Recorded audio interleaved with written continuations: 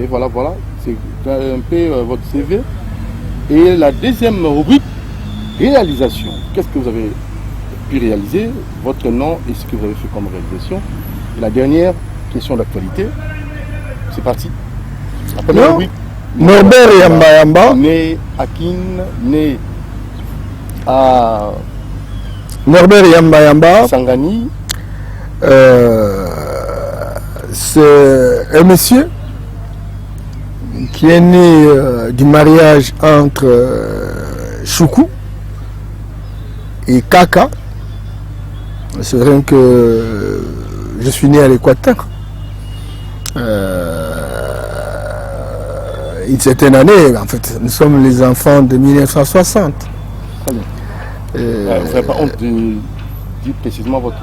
Non, moi je suis né à 60, je venais de fêter mes 60 ans au mois de décembre. Et donc,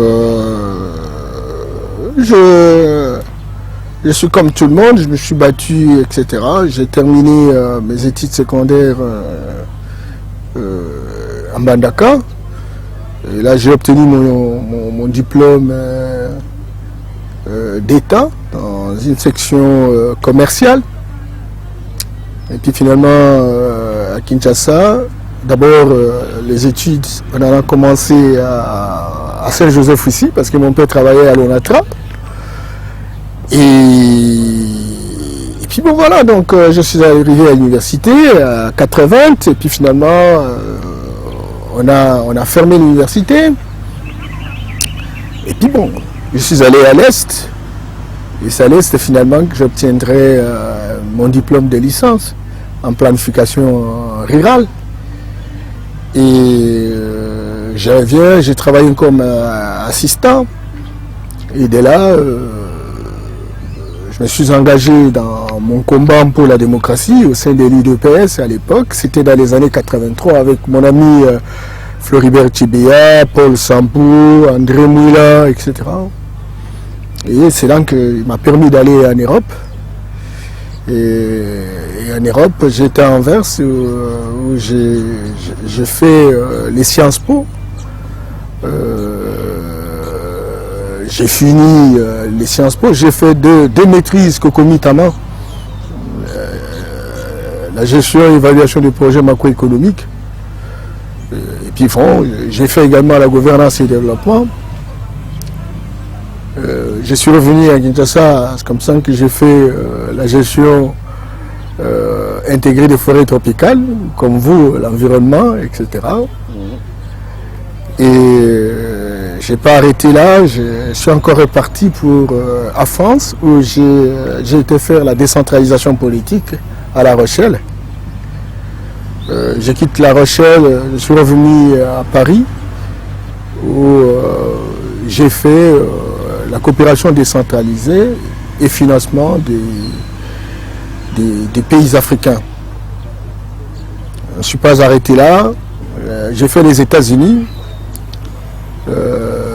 où j'ai été récit à UMI, ça veut dire Washington International Institute, où j'ai fait le management de la fiscalité au développement économique. Je ne suis pas arrêté là. J'ai été au Canada où j'ai eu la formation à Sétimen for International. De là, je suis revenu au Maroc, à Casablanca. J'ai fait une formation spécialisée aux collectivités territoriales, c'est la question de la décentralisation. Et après avoir terminé à Casablanca, je suis allé à Tanger, toujours au Maroc. J'ai également fait la gouvernance et le développement. Je ne me suis pas arrêté là, je suis allé en Indonésie. J'ai fait le budget participatif. Croyez-moi, j'ai fait 65 pays à travers le monde et j'avais la responsabilité de faire des études et de produire non seulement des travaux scientifiques, mais aussi des rapports de stage. Et de là, j'étais assistant, et puis finalement chef des travaux, je me suis arrêté un peu, et puis j'ai commencé à travailler comme représentant des ONG belges, ici au Congo, au début des années 90. Finalement, j'étais le représentant des ONG européennes, de manière générale. Je suis encore reparti en Belgique pour une formation. Et puis finalement, on m'a recruté comme coordonnateur pour les retours positifs, n'est-ce pas, des étrangers, des Africains, des Latino-Américains et des Asiatiques. C'est moi qui coordonnais en pleine Bruxelles ce grand projet qui donnait des financements à ceux qui aimaient rentrer dans leur pays.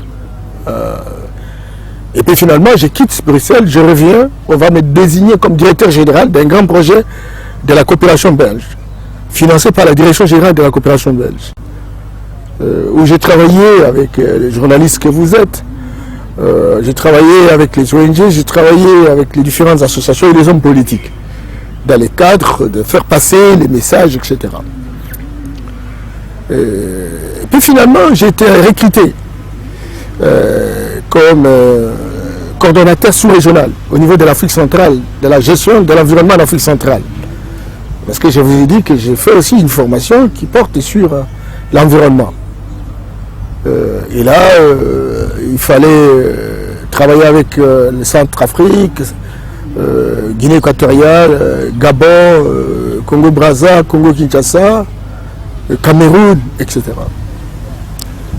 Et j'ai été repris comme directeur général, n'est-ce pas, de l'Institut supérieur d'études agronomiques, ICA, où je n'ai fait qu'une année et puis j'ai laissé. J'étais rappelé pour être coordonnateur RED, réduction des émissions dues à la déforestation et à la dégradation de forêt, à la FAO, où j'ai été comme consultant INRED pour le système des Nations Unies.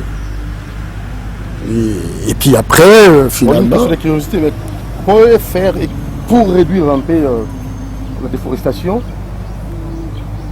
Quelle politique mettre en place pour réduire la déforestation? Parce qu'il y a le peuple autochtone, peut-être appauvri, et devant ce peuple, il y a des arbres que ce peuple doit utiliser pour leurs buissons. Et maintenant, ce peuple-là, comment faire en sorte que les arbres, la végétation soient respectés? Il y a plusieurs alternatives. Ces gens-là font pression à la diversité biologique parce qu'ils ont besoin, par exemple, des arbres, de bois, etc. Ils ont besoin de feuilles, ils ont besoin. Et alors, comment réduire? Il faut créer des alternatives. Si vous ne voulez pas que les gens puissent couper le bois, mais il faut leur donner l'électricité. Si vous voulez que les gens ne puissent pas tuer les animaux de la forêt, mais il faut leur chercher un élevage où ils peuvent naturellement avoir la viande en dehors de ce qu'ils peuvent chercher en forêt. Il y a toute une réglementation, il y a des lois, il y a des textes, etc. qui interdisent ça. Il n'y a pas que la pression populaire, il y a aussi la pression de ceux qui sont censés être des concessions forestières. Les concessions forestières, ce qu'on appelle des exploitants forestiers. Il y a des normes. On détermine quelle est la dimension d'un arbre qu'on peut couper ou on ne peut pas couper. Qu'est-ce qu'il faut faire avant de couper, le permis de coupe, etc. Tout ça, il y a une réglementation, que ce soit au niveau des artisanaux. Les artisanaux, ce sont ceux qui coupent avec les moyens fondamentalement locaux, etc., qui sont censés être, par exemple, des villageois qui vivent dans leur... Là, ils exploitent. Il y a aussi des concessionnaires qui utilisent les machines, etc. Et il y a des normes un peu presque partout. Mais le grand problème, pour éviter la déforestation et la dégradation, c'est surtout créer des alternatives. Vous avez la forêt, il y avait la forêt ici dans la périphérie de Kinshasa. Il faut y aller. Les gens vivent de bois de chauffe. Mais aujourd'hui, il n'y a plus de bois. Moi, j'ai fait une recherche-action par rapport à ça. Certainement que je n'ai pas fait l'agroforesterie, mais j'ai quand même planté, j'ai fait des villages forestiers, modèles et pilotes.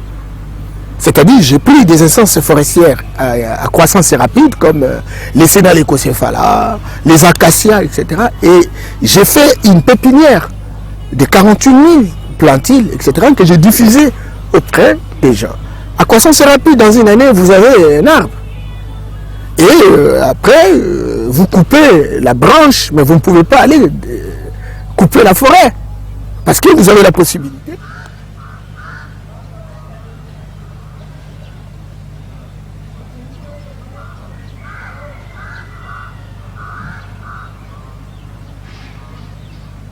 De rajeunissement de l'administration publique, où je suis expert, senior sur ces questions. Ça va faire une dizaine d'années. Je travaille avec la Banque mondiale. Je travaille également avec la Banque africaine de développement. J'ai eu à travailler à une certaine époque où je devrais faire le monitoring, les évaluations sur les actions de la Banque africaine de développement dans la province orientale, etc. J'ai travaillé également comme chef de mission aussi avec la Banque mondiale dans le cadre de la recherche des filières rentables pour permettre véritablement le boostage économique. Et là, je suis je travaille également comme expert consultant de la Banque mondiale sur des questions de l'environnement parce qu'ils sont en train de créer des alternatives pour les enfants qui sont impliqués dans la chaîne d'approvisionnement de cobalt dans la province de Lualaba et au Katanga. Et donc, je suis recruté comme environnementaliste où j'aide comment on peut avoir des mesures d'atténuation pour permettre à ce que on ne puisse pas créer des effets négatifs, hein, des actions qui ont un potentiel d'impact négatif sur les gens. J'ai travaillé également comme consultant au sein de l'Union européenne où je me suis occupé à faire une grande étude nationale en 2009 sur la question de la décentralisation. J'ai travaillé comme consultant avec la coopération technique belge. J'ai travaillé avec la fondation Frédéric Ebert d'Allemagne. J'ai travaillé avec Hansa Ebel d'Allemagne toujours. J'ai travaillé avec COSI de France. J'ai travaillé avec Art Progretti d'Italie. J'ai travaillé avec Solidarité Socialiste de Belgique. 11 qui était NSOS où j'étais même le représentant au Congo. Donc je cumule une expérience multiple qui me permettent de construire une dynamique de développement dans mon pays. Et actuellement, ils attirent de la nouvelle vision. Je suis président de la nouvelle vision panafricaine où je suis parmi les meilleurs panafricanistes en Afrique centrale. Et j'ai été directeur général également du Centre national d'éducation météorologique. C'est un grand programme qui a été soutenu par la direction générale de la coopération belge. J'ai été coordonnateur national, n'est-ce pas, d'un grand programme de l'ISAID de la coopération américaine. C'est nous qui avons travaillé ici sur le fleuve pour savoir quels sont les différents poissons qu'il y a, etc. Où est-ce qu'on peut les avoir, etc. J'ai travaillé comme spécialiste d'un grand programme américain où je suis allé jusqu'au Mexique chercher les vétiver, qui est une plante aujourd'hui de résistance de la structure du sol, etc. Donc j'enseigne à l'IFA. Les érosions, c'est ça? Oui, pour éviter les érosions et maintenir le sol à l'état, etc. J'ai enseigné à l'IFASIC, j'enseigne aux facultés de développement chez les catholiques. Voilà, donc je traîne derrière moi cette expérience qui me permet, soit quand tel domaine ne marche pas, je suis dans tel autre domaine. Donc je suis spécialiste de la non-spécialisation. Aujourd'hui, je suis politique, je suis cadre de l'IDPS. J'ai travaillé à l'IDPS, j'ai pris mon adhésion depuis 1983. À 90, j'étais parmi les premiers membres du comité national de l'IDPS. Nous avons élu les premiers responsables en dehors du directoire de l'IDPS à l'époque, de Tshisekedi, de Kibasa Maliba, de Liaou, de Papa Mbouakem, etc. Et finalement, j'ai été conseiller plusieurs fois de Etienne Tshisekedi sur le plan politique, sur le plan des finances, économie, sur le plan d'audit. J'ai été désigné même coordonnateur de la cellule électorale au cabinet du président Tshisekedi. J'ai été le premier secrétaire rapporteur de l'organisation du premier congrès ordinaire du parti en 2010. J'ai été désigné directeur de formation à l'école du parti. Et voilà, j'ai été représenté l'UDPS en 2015 aux négociations de Venise et d'Ibiza, où nous avons discuté avec les camps Kabila à l'époque, etc. J'étais candidat député national, n'est-ce pas, en 2018 pour le compte de l'UDPS du Tshisekedi. Aujourd'hui, je suis cadre, je suis dans une cellule. Et voilà, donc de tout le temps que je suis consultant, je suis en province, j'essaie de travailler pour aider le parti de reprendre sa dynamique habituelle, etc. Monsieur voilà. Mme Norbert, l'événement qui vous a plus marqué dans le bon sens, l'événement heureux de votre vie. Quand vous pensez à cet événement, ça vous fait vraiment du bien. Juste après, ce sera l'événement le plus choquant de votre vie. Il y a pas mal d'événements qui me font toujours du bien. Je ne sais pas quel événement je peux vraiment choisir. Je crois que quand j'ai eu mon fils, le premier, parce que je me disais que voilà, est-ce que je pouvais avoir un enfant, etc. Est-ce qu'il y a un robot? Donc voilà, j'ai eu mon fils. Et voilà, donc c'était le début du commencement. Aujourd'hui, j'en ai plusieurs. C'est que très clairement, ça m'a beaucoup marqué, quoi. Et j'ai dit, bon, voilà, c'est le début du commencement, je vais avancer. Et l'événement le plus choquant? L'événement le plus choquant, l'événement malheureux, c'est que j'aime beaucoup les gens. Mais vous déçoit? Mais beaucoup de gens me redoutent. Je ne sais pas pourquoi. Ça me dérange de temps en temps. Quand je montre mon amour, j'essaie d'aider les gens. Mais je reçois difficilement à répondre. Non. On me redoute, au contraire. On veut me mettre hors du jeu, quoi. Et quand je regarde ma préoccupation, quand je regarde ma vie, quand je regarde tout le combat qui a toujours été le mien, celui de voir notre pays fonctionner autrement, celui de voir notre peuple trouver son compte. Et quand j'ai des amis qui sont très bien avec moi, mais qui me redoutent, et qui sont prêts pratiquement à me faire du mal. Et souvent quand je pense à ça, je me dis, qu'est-ce qui ne va pas? Mais comme un ancêtre divinisé, je me mets toujours au-dessus parce que j'ai le caractère d'un lion. Le lion, c'est la persévérance. Le lion, c'est la détermination. Le lion, c'est l'engagement.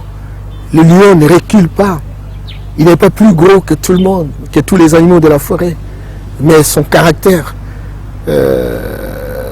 son attitude, parfois fait peur aux autres animaux. Voilà. Et voilà, donc je suis là. Je continue à bosser. Je crois beaucoup à mon destin. Et je crois que Dieu doit avoir choisi quelque chose pour moi. Et ça doit se faire tout au long de ma vie. En tout cas, mon destin sera réalisé et j'en suis convaincu. Parce que j'ai confiance en mon Dieu. J'ai confiance à tous les ancêtres divinisés qui m'ont donné du travail pour aider mon pays à pouvoir avancer. Alors voilà. Le président africain qui vous a plus marqué par sa gestion? Le président africain, par son leadership, beaucoup, mais la vision des gens comme Kwame Nkrumah, déjà dans les années 50, il était en train de parler de la libération du coup de l'Afrique et de la création des États-Unis d'Afrique. Il sort la série. Hein. Et Patrice Lumumba, comment il pouvait dire que l'Afrique un jour viendra, elle va écrire sa propre histoire, pas l'histoire rédigée, je ne sais pas quoi, mais l'histoire rédigée par ses propres fils. J'ai beaucoup de respect également à Sékou Touré, qui a été diabolisé par l'opinion française, etc. Beaucoup de respect également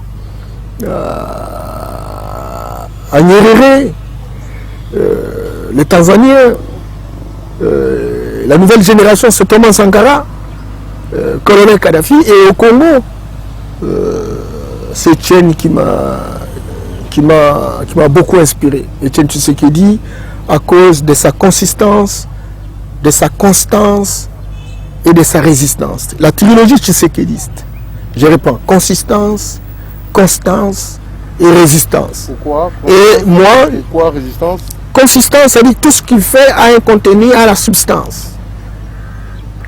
Constance, c'est-à-dire on ne peut pas être ceci aujourd'hui et être cela demain. Il faut rester constant parce qu'on a une vision et cette vision doit être suivie.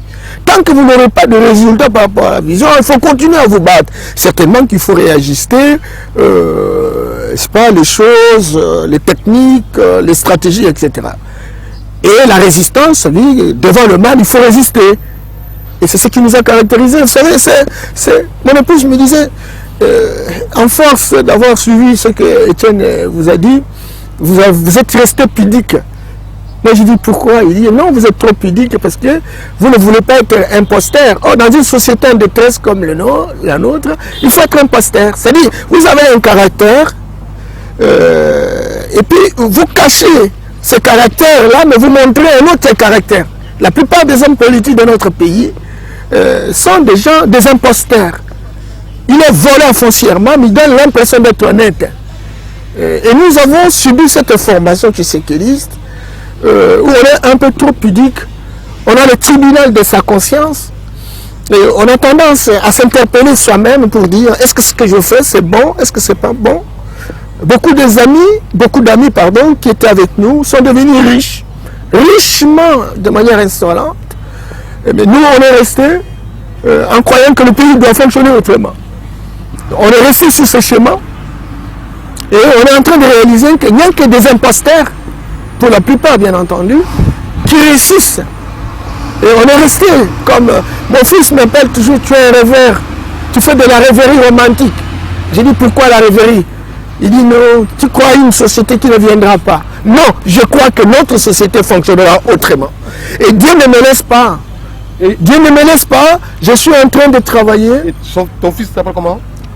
Mon fils s'appelle Yamba Choukou. Rami Yamba Choukou. Son père, c'est un universitaire, il est basé à Séoul. Mais il me parle toujours. Lui aussi, il dit, mais il faut jouer l'imposture comme tout le monde. Mais je vais commencer comment? Imagine-toi que moi, je vais venir chez toi, là, je dis, donne-moi ceci pour que je te donne ceci. Je ne peux pas le faire. Je ne peux pas le faire. Si Dieu a voulu que ce soit ainsi, non. Mais si quelqu'un peut dire, Yamba peut m'aider à ceci ou à cela, bon, je peux bien le faire. Je resterai pudique, mais à 60 ans, je ne peux plus changer.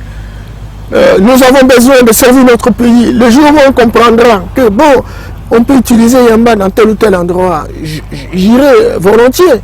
Mais si on ne me donne pas, je vais continuer à faire ce que je fais. Tout ce que nous faisons là, c'est essentiellement pour aller de l'avant. Nous ne sommes pas en train de jouer. J'ai toute une vision, j'ai toute une mission. Je voyage, j'ai 50 ans, 100 ans, je reviens. Et je fais dire aux gens, voilà, la torche et l'éclairage qui est là. Et ça, je continue à le faire. Mais bon, que voulez-vous? On est dans cette société-là. On est dans cette société-là. Vous savez, la plupart des gens qui réussissent sont des gens qui ne sont pas pudiques, quoi. Pour la plupart. Vous entendez des gens parler français, vous entendez des gens dire des choses, mais qui font autrement les choses. Et alors maintenant, je ne sais pas, bon, c'est comme ça, mais ce que je suis en train de cultiver, même après 50 ans, vous faites bien de poser ça sur YouTube. Les générations futures peuvent s'en servir. Parce que ce que je suis en train de dire ici, ce sont des paroles à en profiter pour mieux faire. C'est comme ça qu'on se rappelle de Lumumba aujourd'hui, on se rappelle de Tshisekedi aujourd'hui, on se rappelle, n'est-ce pas, d'Etienne Tshisekedi, de Laurent Kabila. Vous voyez, Combien de gens disent que Kasavubu a été un homme intègre, etc. On se le rappelle. Vraiment. Donc, voilà. Cette question vous a vraiment choqué? Pour la première fois. J'ai toujours été courageux, j'ai toujours été déterminé. J'ai regardé ma jeunesse, comment j'ai commencé à 20 ans. J'ai grandi dans la sincérité, dans l'honnêteté, dans la crédibilité la plus totale. Je suis resté marqué cette vie, toute ma vie. Mais j'ai comme l'impression que notre société n'a pas de reconnaissance. Voilà, alors, qu'est-ce que vous détestez? Le comportement humain. Non, la haine. Je n'aime pas la haine. Je n'aime pas la jalousie. Je n'aime pas ça. Vous saluez votre épouse? Oui, je salue mon épouse. Elle s'appelle Eugénie Yamba Ngoy. Mon épouse qui était mon étudiante. Je l'ai prise. Je n'ai pas voulu faire des choses inutiles. Mais j'ai pris mon étudiante comme ma femme. Jusqu'à aujourd'hui, on a fait 6 enfants. Avec elle, hein? Avec elle. Ouais. Très bien. Alors, Norbert Yamba, votre plat préféré, vous aimez manger quoi? J'aime bien... maintenant, j'aime bien l'impondu. J'aime bien l'impondu. Quand tu me donnes... vous savez, je grandis à l'Équateur, vous savez. Oui. Et quand il y a un liboquet avec un peu de sucre glace, ça me fait énormément plaisir. C'est ça. Alors, votre programme télévisé que vous préférez très souvent, les programmes télévisés que vous admirez, que vous appréciez? Bon, vous savez, les programmes à la Zaïroise ici sont des programmes, trop charnels. Et puis bon, les scientifiques sont essentiellement des commentateurs. Ce ne sont pas des scientifiques qui peuvent aider la société avancée. Et moi, j'aime des programmes scientifiques. Des programmes politiques. Mais malheureusement, les acteurs sont dans un débat de bas étage. Mais non, les acteurs, on ne propose rien pour la société. Des acteurs de positionnement politique. Ce ne sont pas des acteurs pour aider la société d'avancer. On n'y est pas encore. Quand il y a un débat, c'est pour FCC Cash, la Moka, ceci. Il n'y a rien. Vous ne sentez pas de grandes idées qui emportent les gens, qui donnent l'espérance. N'est-ce pas? Voilà. Et donc, les quelques rares, c'est l'IDPS. Vous allez dire que je suis assez égoïste, mais le président est en train de faire tout. Mais il faudrait que cela se généralise. Vous savez, quand les Tshisekedi parlaient d'état de droit, déjà dans les années 70, tu vois ce qu'il représente. J'ai entendu la trilogie que je vous parle là. Papa Bouankem, au début des années 80. Et regardez, c'est tout ce vieux-là. Ils ont fait des sacrifices. Vous savez, ici, je voudrais insister, la notion d'intellectuel. Cette notion, elle est très importante, mon frère Doudou, Doudou Moutiri. Simplement parce que Vous ne croyez pas en nos intellectuels? Non, il n'y a pas d'intellectuels. Non. Je me suis beaucoup. Professeur, à tout ce que vous dispensez comme cours à vos études. Non, c'est la récitation. C'est la récitation. On est grimpé sur les idées des autres. Excusez. On grimpe sur les idées des autres. On n'invente pas nos propres idées. On ne s'inspire pas des héritages de nos ancêtres. On ne théorise pas, on ne modernise pas, et notre société est calquée au modèle occidental pour lequel nous n'avons pas de secret. Et nous avons même des scientifiques qui produisent des articles, qui produisent des livres, qui sont essentiellement des commentateurs. Ça veut dire? C'est-à-dire qu'en fait, il y a des gens qui se disent scientifiques, mais parce qu'il a produit un livre, et il dit, voilà, vous ne voyez pas que j'ai fait une thèse doctorat. Et pour quelle utilité sociale? Alors, mais non, pour être un vrai intellectuel, ça veut dire produire des idées, mais s'engager pour transformer la société. Et c'est pourquoi je vous dis que les Tshisekedi sont arrivés, peu importe son niveau d'études, mais il y a eu un engagement, il y a eu des actions qui ont été montées, et la société avance. Combien nous avons de professeurs? Ils sont plus de 3000. même 4 000. Ils font quoi? Ils sont dans les bureaux en train de chercher pour être conseillers. Mais où sont les idées qui nous permettent de booster notre société de partir de point A vers point B? Il n'y a pas d'intellectuels. Ce sont des instruits. Comment ça? Qui sont essentiellement des commentateurs scientifiques. On peut bien le reconnaître lorsqu'ils citent Montesquieu, lorsqu'ils citent Jean-Jacques Rousseau, lorsqu'ils citent... Ils peuvent citer qui à la place? Bien, mais écoute, mais pourquoi nous-mêmes? Pourquoi on ne peut pas avoir des doctrinaires? Les doctrinaires, ça dit des gens qui réfléchissent dans une société. Certes, ils peuvent voir ce qui a été déjà dit, mais ils peuvent inventer pour dire si la société ne marche pas. Regardez la démocratie aujourd'hui. C'est une démocratie titubante, une démocratie démodée, dépassée, essoufflée. Donc vous ne croyez pas à la démocratie? Mais comment croire à une démocratie où on n'avance pas? Mais où sont nos intellectuels pour réfléchir, pour nous dire voilà le chemin, voilà la torche qui éclaire l'avenir? Rien du tout. Si la démocratie ne marche pas, alors vous proposez quoi à la place? Non, mais il faut l'abandonner. C'est une démocratie occidentale. Comment vous allez conduire la société? Mais alors, nos ancêtres ont vécu pendant plus de 100 000 ans, 200 000 ans. Ils ont été organisés comment? Politiquement. Il y a eu une confédération de royautés.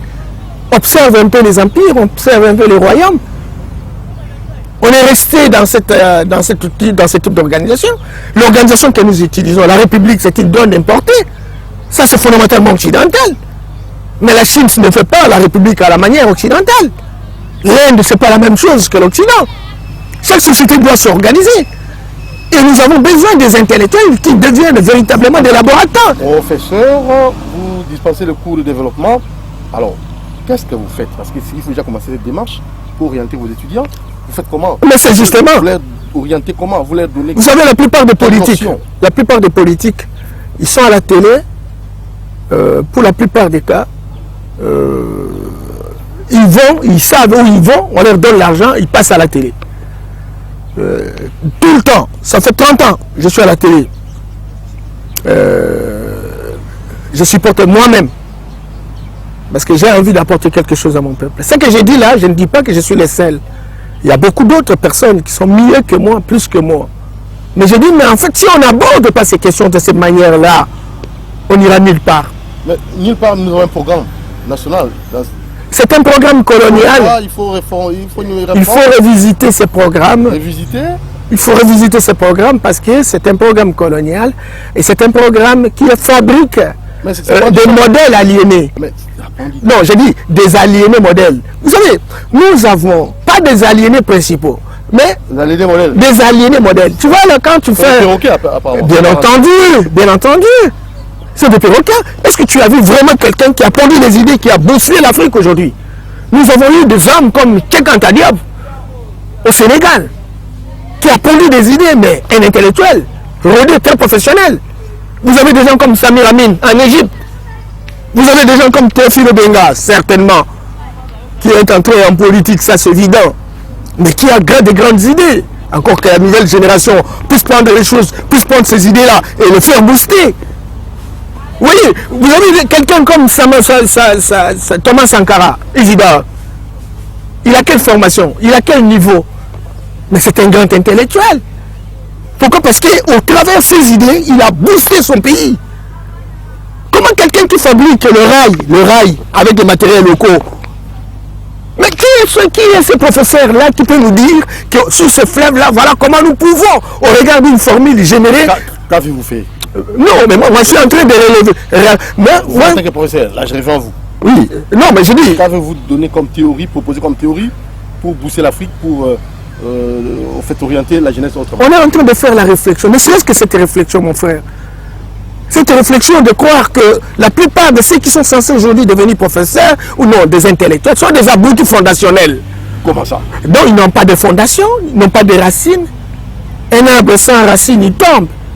Et donc, on a des hommes et des femmes qui ne connaissent même pas la situation de leur environnement, la situation de leur société, qui réfléchissent au regard de la production des articles pour passer d'assistant, de premier mandat, deuxième mandat, chef de travaux. Eh bien, écoute, non, sans utilité, sans plus-value. Ça profite à qui? Eh bien, ça profite aux Occidentaux qui ont mis le piège.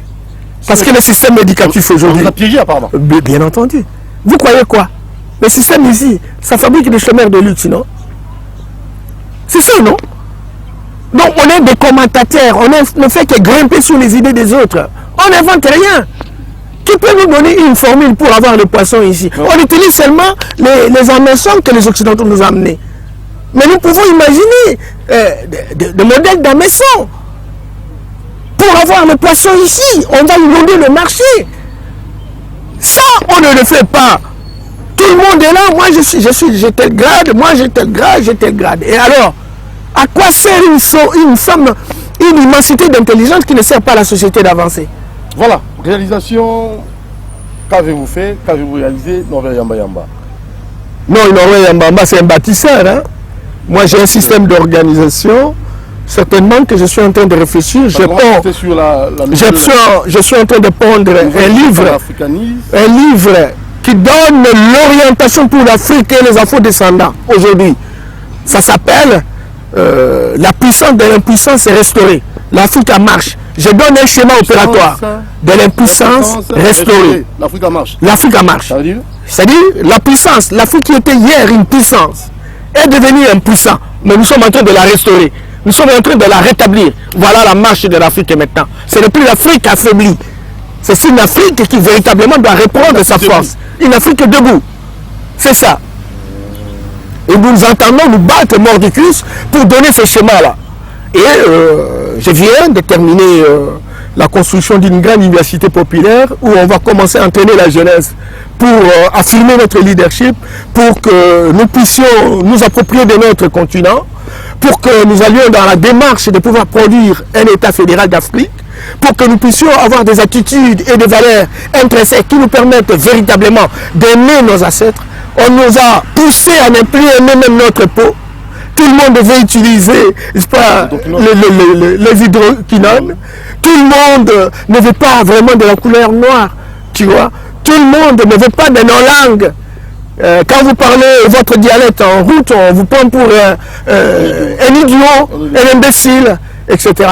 Et donc, l'Occident s'est organisé. Même à l'école, vous vous imaginez, il y a des jeunes gens qu'on appelle des chefs de classe qui prennent les notes de bavards de ceux qui parlent en dialecte. On nous éloigne de nos langues. On ne peut pas inventer si on n'a pas, on ne connaît pas sa propre langue.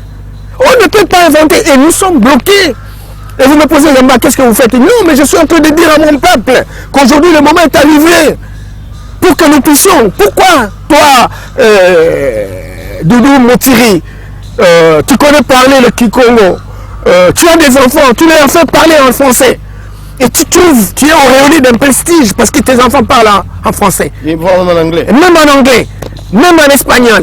Non, c'est de l'aliénation. Et je vous dis que nous avons des aliénés modèles. Et comment quitter, sortir des... Mais c'est pourquoi on organise les émissions, pour qu'on comprenne que tant qu'on aura emprunté la voix des autres, et donc on ne fera rien.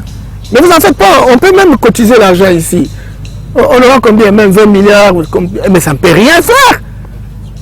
Vous savez, la possibilité pour nous, cher Doudou, c'est comment faire en sorte que nous soyons en mesure. Regardez l'impondou là-bas. Si mon Zambé pouvait vraiment montrer l'impondou là. Moi j'étais à Ibadan au Nigeria pour un stage. J'ai vu des boutures de manioc de 15 kilos, 30 kilos.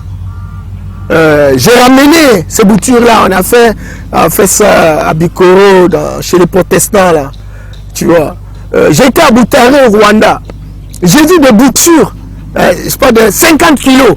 Quand vous faites un art, vous avez autant de kilos, autant de temps. Vous pouvez nourrir tout le monde, des des foufous, etc. On a besoin de ça. Voilà. Alors, place à notre rubrique dernière question d'actualité, parce que vos réalisations, j'ai vite compris. Vous avez un ouvrage que vous allez mettre à disposition de la population, une sorte d'université populaire pour aider la jeunesse. Pour la Renaissance africaine. Ouais. Que vous avez déjà mise en place. Donc, les bâtiments sont terminés et nous entendons inaugurer d'ici là. D'ici là, coup de chapeau pour ça. Question et nous avons une ferme école. Ferme école. Oui, et d'apprentissage. Toutes les universités agronomiques viennent et s'installent. J'ai même un lieu de stage où ils viennent, ils s'installent et ils apprennent. Il y a une ferme école, 60%, 40% théorie, 60% pratique et ils rentrent chez eux, y compris des paysans. Et je suis en train de réaliser un grand programme sur la pisciculture où on va commencer à à distribuer des allèvres. J'en ai fait à Kimbaseke comme recherche action. J'attends maintenant multiplier sur l'ensemble du territoire national. Je vais voir le ministre de pêche et élevage pour ça, parce que ça va être combiné même au niveau de l'agriculture, etc. Donc, pour donner du travail aux gens, c'est pas seulement Bokanga Lonzo qui est un seul site d'exploitation agricole, fut-elle industrielle, mais il faut démocratiser cela au travers des initiatives qui permettent véritablement d'arroser l'ensemble du territoire national. Merci Mme Norbert. Place à notre dernière rubrique, question d'actualité, la prorogation de l'état de siège. Votre réaction? Mais vous voulez quoi? Il faut qu'on prolonge l'état de siège. La situation n'est pas terminée. Il faut... La situation est sous contrôle, mais elle n'est pas terminée. Et comme la loi voudrait que ce soit 30 jours, en déjà 30 jours, il faut prolonger l'état de siège. Le bilan de l'état de siège. Mais vous êtes censé bien comprendre qu'il y a une évolution positive. C'est tellement qu'il ne manque pas des incursions. C'est une activité qui a commencé plusieurs années, qui ne doit pas partir en un mois. Mais au moins, en tout cas, la dose en termes d'action, etc., a fondamentalement diminué. Et nous sommes en train d'aller jusqu'à ce que ça soit complètement éradiqué. Problématique sur la congolité, un mot en rapport avec ce débat houleux. Et par moments, ça commence comme ça.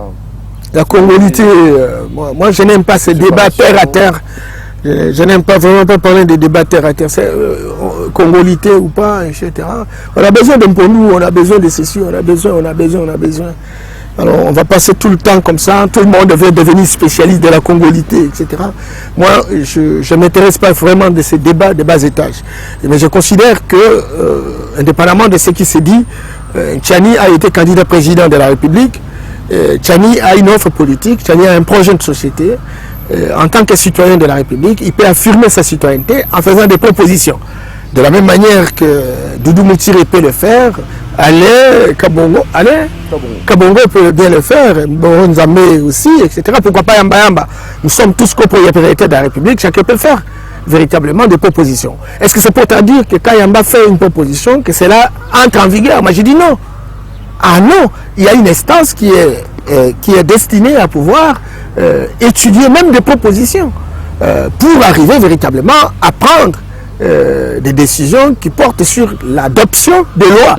Donc Tchani a fait une proposition, l'Assemblée, les parlementaires n'ont même pas encore analysé cette question, la loi n'est même pas encore là, et tout le monde commence à identifier des hommes et des femmes qui sont visés. Ce n'est pas normal. Sinon, on va inhiber la capacité de réflexion des Congolais. Il faut donner libre cours, n'est-ce pas, à des réflexions, ça c'est évident.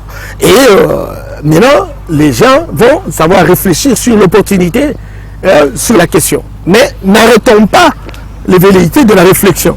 C'est pas bon. Mais écoutez, je crois que les parlementaires sont suffisamment mûrs et ils sauront quelle position prendre pour que le calme, la sérénité puissent régner. Voilà, loi Ntundula, loi électorale, je ne sais pas comment avez-vous trouvé, parce qu'il y a ces personnes qui pensent que c'est une loi taillée sur mesure. Quel est votre avis? Non. Ntundula, avant d'être ministre, vice-premier ministre des Affaires étrangères, a été député et il s'est distingué tout au long. C'est le meilleur, parmi les meilleurs parlementaires dans la production des idées, dans la production de lois, dans la production d'un certain nombre de réglementations. Je ne le vois pas tomber sur la robotisation, etc. Je ne le vois pas tomber sur le fait que il a proposé quelque chose taillé sur mesure. Ah non. Mais est-ce qu'ils ont répondu tout ce que Ntundula avait proposé? Non, mais on n'est pas obligé de répondre tout ce qu'il a proposé, mais il y a aussi il y a des questions phares qui peuvent faire l'objet véritablement d'adoption. Il y a aussi des questions qu'on peut rejeter parce que c'est une somme d'intelligence qui réfléchit sur la question, la proposition d'une personne. Vous voyez, donc il ne faut pas qu'on puisse, quand on adopte tout, on dit non, ces gens sont robotisés. Et quand on n'adopte pas, on dit non, mais pourquoi on a refusé un certain nombre de choses? C'est pas normal, c'est manquer de maturité. Et ça, on a la responsabilité d'accroître la lucidité de notre peuple en amenant la vraie information qui permette aux uns et aux autres d'avancer. Merci Norbert Yamba Yamba. Votre contact pour ceux qui voudront vous atteindre en privé? Oui, vous connaissez mon numéro, non? Vous connaissez mon numéro, c'est plus 243 82 00 199 13. Et donc voilà, on peut m'atteindre facilement. Merci pour votre disponibilité. Merci en tout cas, merci pour l'opportunité que vous m'offrez. Je pense que ça va continuer. Merci, c'est notre grand de ce soir, grand homme, grand H qu'on a reçu, Norbert Yamba. On peut se lever pour les annoncer. Donc vous avez compris que la grandeur, il faut nécessairement aussi démontrer, prouver cela par vos réalisations, comme l'a bien démontré Norbert Yamba. Alors, il suffit de